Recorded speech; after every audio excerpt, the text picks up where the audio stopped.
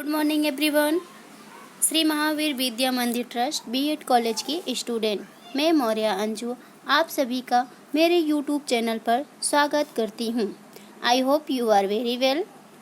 आज का विषय है अर्थशास्त्र पार्ट 6 बाजार।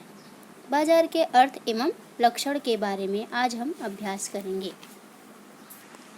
बाजार के अर्थ। बाजार अर्थात अर्थशास्त्र में वस्तु एवं सेवा के क्रय विक्रय हेतु क्रेताओं एवं विक्रेताओं को प्रत्यक्ष या परोक्ष रूप से एक दूसरे के संपर्क में आने वाली व्यवस्था को बाजार कहते हैं। बाजार अर्थात वस्तु या सेवा को खरीदने या बेचने के हेतु से खरीदने या बेचने वाले एक दूसरे के सामने आते हैं, तो ऐसी जो व्यवस्था होती है उसे हम क्या कहते हैं? बाजार कहते हैं। प्रोफेसर सिमुलेशन के मत अनुसार बाजार एक ऐसी कार्य प्रणाली है जहां पर क्रेता और विक्रेता वस्तु एवं सेवा की कीमत और जत्था का प्रमाण निश्चित करने के उद्देश्य से एक दूसरे के संपर्क में आते हैं। यहाँ पर मेन क्या है?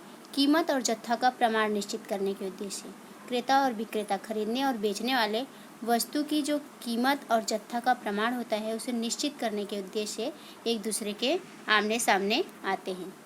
बाजार के लक्षण।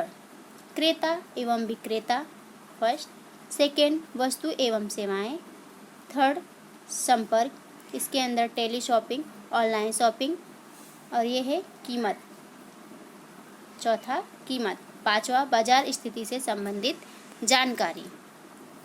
फर्स्ट, क्रेता एवं विक्रेता। यहाँ पे आप चित्र में देख ही सकते हैं, एक बेचने वाला है, दूसरा खरीदने वाला है। बाजार में क्रेता और विक्रेता का होना आवश्यक है, तो ही किसी भी वस्तु या सेवा का क्रय विक्रय हो सकता है। इसलिए अगर बाजार में कोई एक भी क्रेता हो या विक्रेता ना हो तो बाजार का होना असंभव, या विक्रेता हो क्रेता ना हो तो भी बाजार का होना असंभव है। इसलिए बाजार में वस्तु या सेवा के क्रेता एवं विक्रेता होने अनिवार्य है। क्रेता विक्रेता के द्वारा अपने निजी उद्देश्य के लिए जो विनिमय किया जाता है उसे क्रय विक्रय की प्रक्रिया कहते हैं। मतलब खरीदने और बेचने वाले अपने निजी उद्देश्य के लिए जो विनिमय करते हैं उसे हम क्रय विक्रय की प्रक्रिया कहते हैं। यहाँ पर विक्रेता द्वारा स्वयं का अधिकतम लाभ करने का उद्देश्य। जो विक्रेता मतलब बेचने वाला होता है, वो जिस वस्तु को बेचता है उस वस्तु में से उसे अधिक लाभ प्राप्त हो, ऐसा उसका उद्देश्य होता है। और जो क्रेता खरीदार होता है उसका हेतु यह होता है कि वो जिस वस्तु को खरीदने वाला है, जिस वस्तु के पीछे वो मुद्रा खर्च करने वाला है, पैसा चुकाने वाला, रुपया चुकाने वाला, उस वस्तु में से उसे अधिक संतोष प्राप्त हो, ऐसा वो उसका मानना होता है। वस्तु एवं सेवाएं। बाजार में मांगी गई एवं विक्रय की गई वस्तु या सेवा होना अनिवार्य। मतलब जिस वस्तु की मांग की ज़्यादा हो अथवा तो जिस वस्तु की विक्रय सबसे ज़्यादा हो रही हो, वो वस्तु या सेवा बाजार में होने आवश्यक होते हैं। बाजार में उत्पादक और विक्रेता अपना मुनाफा महत्तम करने के उद्देश्य से वस्तु या सेवाओं को विभिन्न स्वरूपों में प्रस्तुत करते हैं। जैसे कि किसी वस्तु को खरीदने से उसके पीछे इतना छूट दी जाएगी, इस वस्तु के खरीदेंगे तो ये वस्तु फ्री में मिलेगी इसके साथ में। इस प्रकार का अनेक प्रकार से लाभ दे करके जो क्रेता होते हैं उन्हें आकर्षित करते हैं, जिससे उनकी वस्तु जो है वह अधिक से अधिक विक्रय हो। जबकि जो क्रेता होते हैं, खरीदने वाले होते हैं, उनका उद्देश्य क्या होता है? जिस वस्तु या सेवा का वो उपभोग करने वाले हैं उस वस्तु या सेवा से उन्हें अधिक से अधिक लाभ प्राप्त हो, अधिक से अधिक संतोष उसमें हो, ऐसी आदर्श वस्तुओं का संयोजन करके वो वस्तु को खरीदते हैं। संपर्क।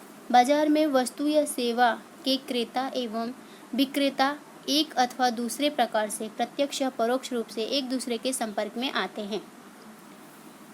वर्तमान समय में क्रेता एवं विक्रेता एक दूसरे के सीधे संपर्क में आते हैं, जैसे कि टेली शॉपिंग के द्वारा, ऑनलाइन शॉपिंग के द्वारा। आप ये चित्र में देख सकते हैं, टेली शॉपिंग और ऑनलाइन शॉपिंग का चित्र। ऑनलाइन शॉपिंग के से तो आप सभी परिचित ही हैं, टेली शॉपिंग से भी टेलीफोन के द्वारा वस्तुओं को मंगाया जाता है। टेली शॉपिंग और ऑनलाइन शॉपिंग। टेली शॉपिंग अर्थात इसमें वे वस्तु या सेवा की जांच करके टेलीफोन द्वारा वस्तु या सेवा की खरीदी करने का ऑर्डर देते हैं। और ऑनलाइन शॉपिंग में क्या होता है, इसमें इंटरनेट के माध्यम से उस वस्तु या सेवा को बेचने वाली जो वेबसाइट होती है, उस वस्तु जैसे कि अमेज़न वगैरह अलग अलग प्रकार की वेबसाइट है, उन पर जा कर के उस वस्तु को पसंद करते हैं और उस वस्तु को खरीदने का ऑर्डर देते हैं। इस प्रकार से वर्तमान समय में टेली शॉपिंग और ऑनलाइन शॉपिंग जैसे माध्यमों द्वारा वस्तु या सेवाओं के क्रेता विक्रेता परोक्ष रूप से एक दूसरे के संपर्क में आते हैं। आप सभी भी ऑनलाइन शॉपिंग से और टेली शॉपिंग से तो परिचित होंगे ही। ऑनलाइन शॉपिंग इस लॉकडाउन के समय में बहुत ही मददरूप हुई है। कीमत बाजार में निश्चित समय पर किसी एक वस्तु या सेवा की कीमत निश्चित होनी चाहिए। बाजार में निश्चित समय पर किसी एक वस्तु या सेवा की कीमत निश्चित होनी चाहिए। बाजार में वस्तु या सेवा की कीमत वस्तु या सेवा की मांग एवं पूर्ति द्वारा निश्चित होती है। बाजार में जो वस्तु या सेवा की कीमत होती है, वो जो वस्तु और सेवा उपलब्ध होती है, उनकी मांग कितनी है उस वस्तु की और वो कितनी उपलब्ध है, इसके आधार पर उसकी कीमत निश्चित होती है। जिसके अनुसार बाजार में वस्तु या सेवा की कीमत वस्तु या सेवा के क्रेता मतलब खरीदने वाले की मांग, जो खरीदने वाले होते हैं उनकी मांग, बाजार में वस्तु या सेवा की जो कीमत है वो वस्तु या सेवा के जो खरीदने वाले होते हैं उनकी मांग, और जो विक्रय करने मतलब बेचने वाले उनके द्वारा जो वस्तु की आपूर्ति होती है उसके द्वारा उसकी कीमत निश्चित होती है। बाजार स्थिति से संबंधित जानकारी। बाजार स्थिति से संबंधित जानकारी वस्तु के क्रेता एवं विक्रेता को होना आवश्यक है। बाजार में किस प्रकार की स्थिति है, कौन सी वस्तु की मांग ज़्यादा से ज़्यादा है, कौन सी वस्तु की मांग कम है, कौन सी वस्तु इस समय मांग कम है, ये सभी की जानकारी बाजार में क्रेता और विक्रेता खरीदने और बेचने वाले दोनों को होना आवश्यक होता है।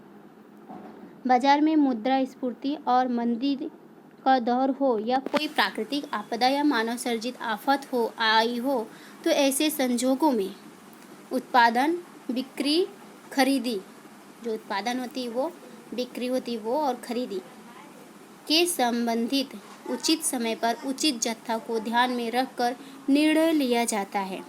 उचित समय उचित जत्था, जो जत्था हमारे पास उपलब्ध है वो, और उसी उचित समय में उसका निर्णय लिया जाता है। यह है बाजार स्थिति से संबंधित जानकारी। धन्यवाद। आई होप आप सभी को समझ में आया होगा।